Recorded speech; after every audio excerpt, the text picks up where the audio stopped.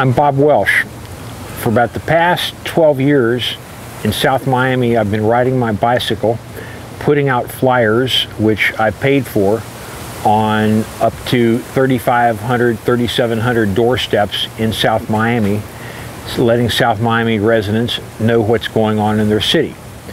I found out that the administration has been doing a poor job of letting residents know what's going on, so any info that residents get, if it's true, they're happy to get it, even though they've got to bend down and pick it up from their doormat. About 8 years ago, I bought a girl's bicycle.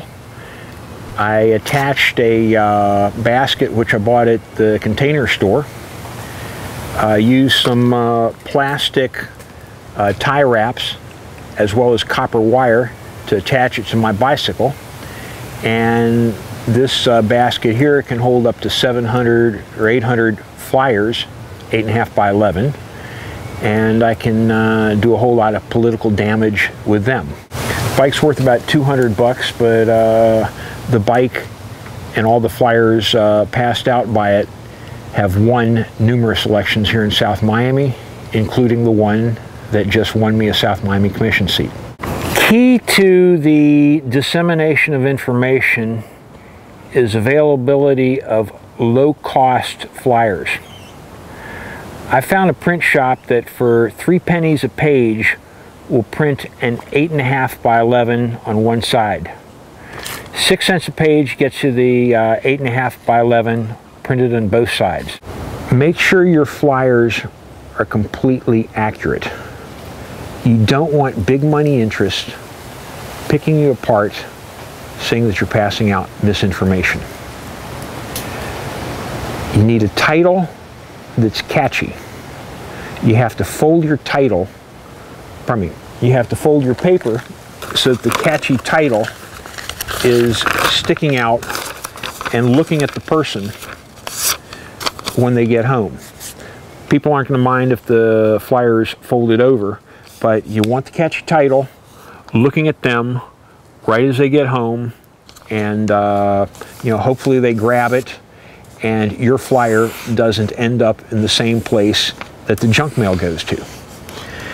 At least in South Miami, that hasn't happened.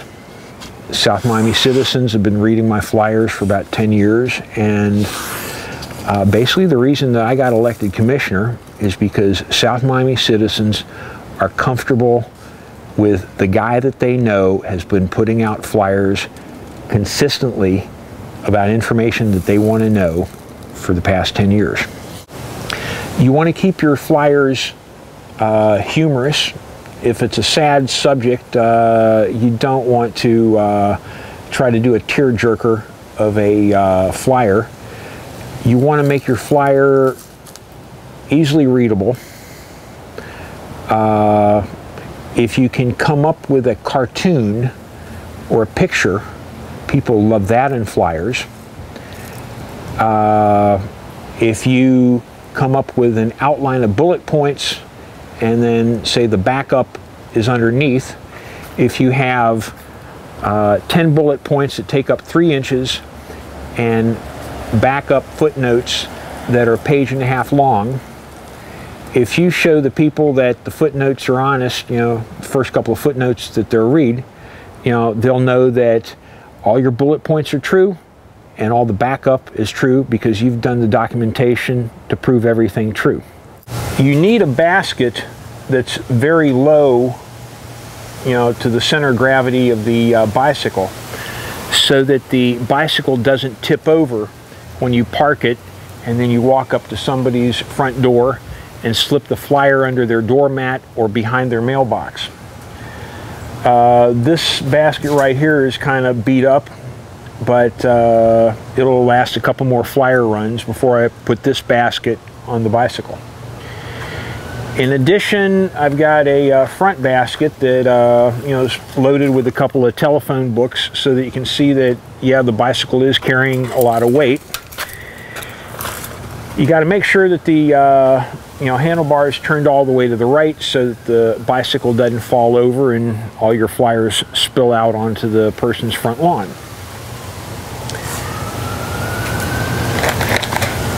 I had them at the bike shop put the smallest handlebar that they had on my bicycle so that I can get the bike into tight places.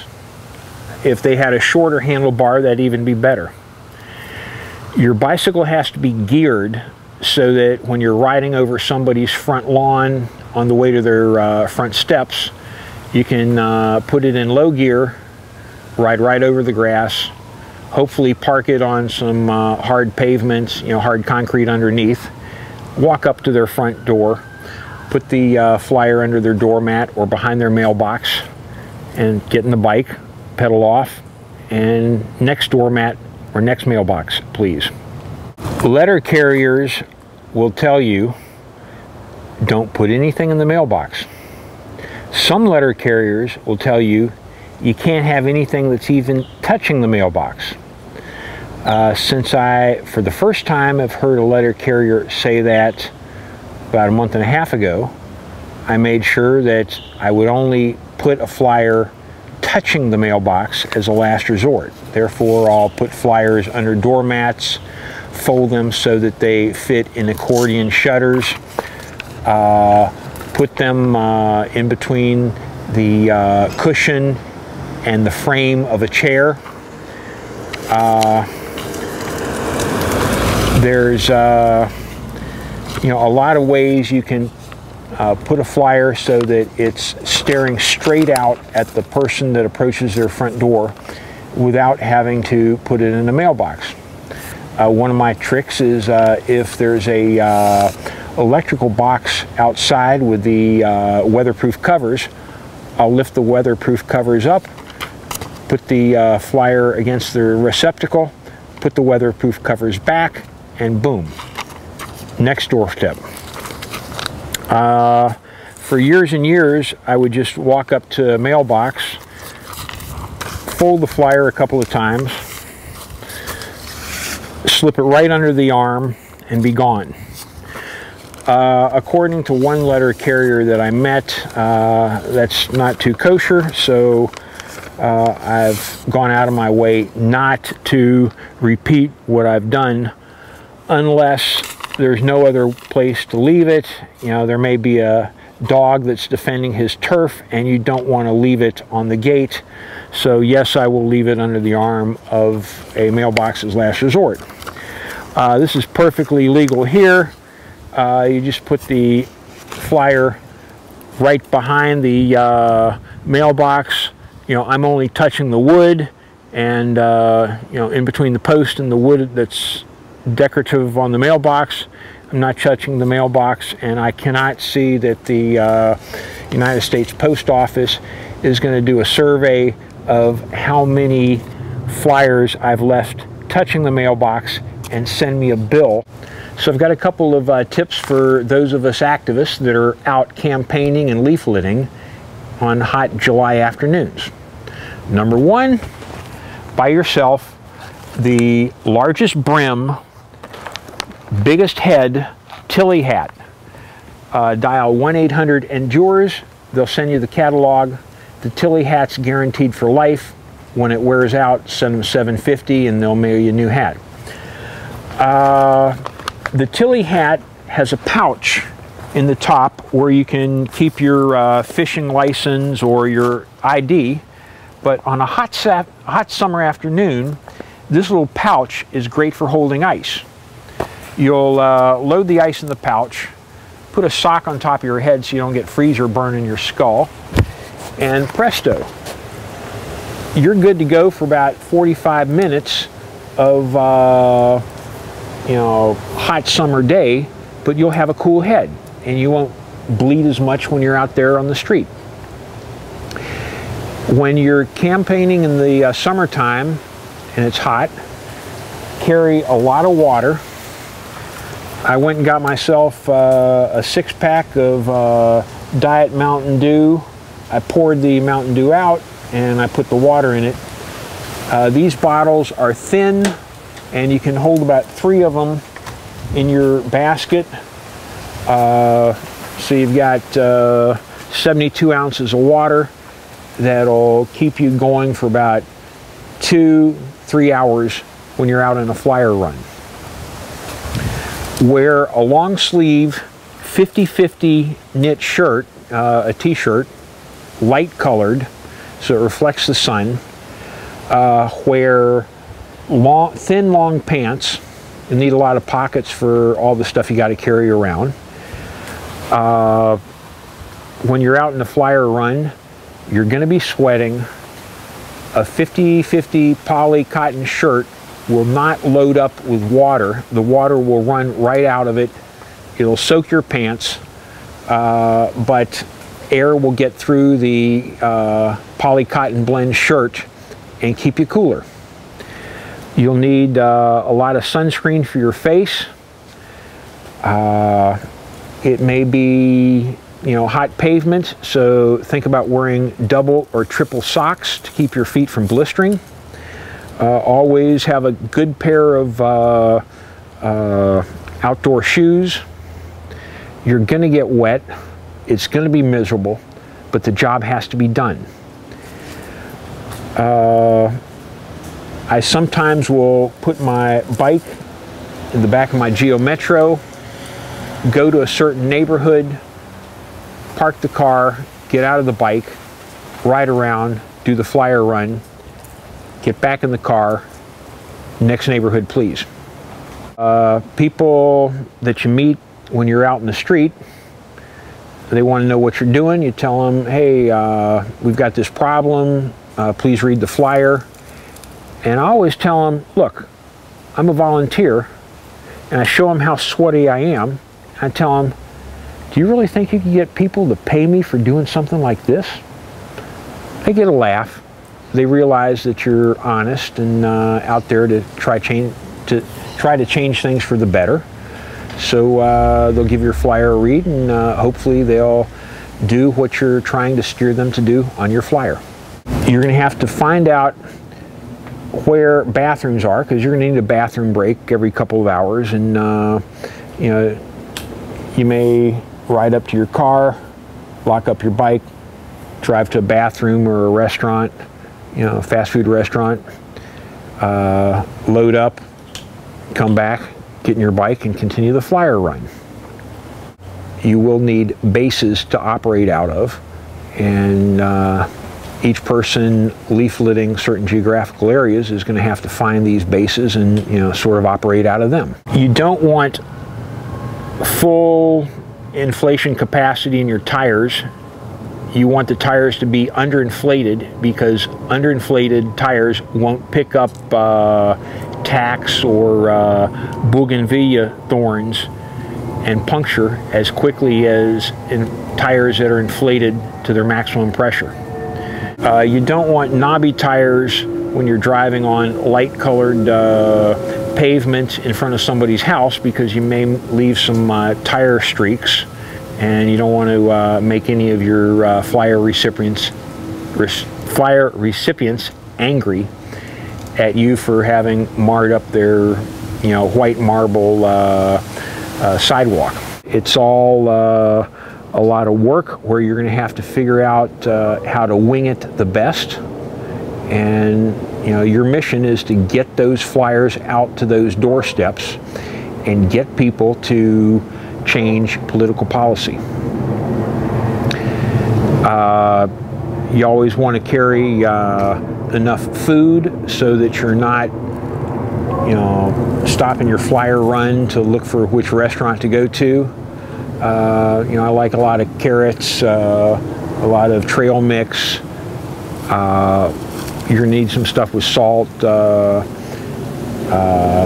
Triscuits are wonderful for the amount of salt and the oil that they got. A couple of Triscuits, and you're going to be satisfied, and then keep on riding to the next mailbox.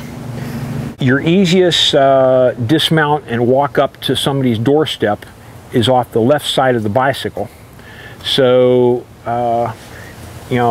if I was going to go up to my front steps, I wouldn't park the bicycle this way. I'd park it this way, get off, run up to the front steps, slip the flyer under the doormat, hop back on my bike, and next mailbox please. if it's raining and you still got to continue with your flyer run, get a plastic envelope, keep about 50 flyers in it, and you can take one envelope out each time you go up to the doorstep and keep all the other flyers dry. You don't want to pass out glossy flyers, because if they get a little rain on them or a couple of drops of sweat, they're going to stick together. Your fingers aren't going to be able to separate them from the pile of flyers, and it's going to become a mess very quickly. You need all your flyers matte finish and not glossy. You get the bags that come in a cereal box. After you're done with the cereal, save them. And you'll load each of those bags up with flyers, turn them upside down in your basket so that the rain can't get in and soak the flyers. I mean, it's got to be a pretty miserable rainstorm before I'll quit. You'll be riding up to somebody's doorstep and you'll hear some action inside the house. First thing you do is announce yourself. Campaign worker, or in the case of South Miami, Bob with a flyer. What you don't want them to do is open the door and you're right there putting a flyer on their mailbox, and you're not dressed like the postman, and they're going to get scared. So you always announce yourself when you think that somebody is around so that you don't startle them. If you're wearing sunglasses and you're walking up to somebody's house and they're coming out, the first thing you do is take off your sunglasses so you can make direct eye contact with them. You want to keep your message short and sweet, because these people have other stuff that they're doing and they may not want to listen to you give a 5-minute dissertation on why South Miami should not expand out to Tropical Park. So just give them a brief 30-second spiel. Thank them for their time. Tell them please email your mayor and city commissioners. Thank you very much. Have a good day. Sometimes people will open the door about the same time that you're coming up to their doorstep, and you will startle them. Back off, you know, no sudden moves of your hands or anything. I'm so sorry to startle you. And just apologize and, you know, tell them what you're doing briefly. The flyers on your doorstep, the flyers on your mailbox, thank you very much. Hop on your bike, go about your business. There is much, you know, a lot of big money out there that spend a lot of money needlessly brainwashing people, you know, advertising on TV, and with accurate, timely, and well-placed information, grassroots can beat big money almost every election. I'm Bob Welsh. Thank you very much.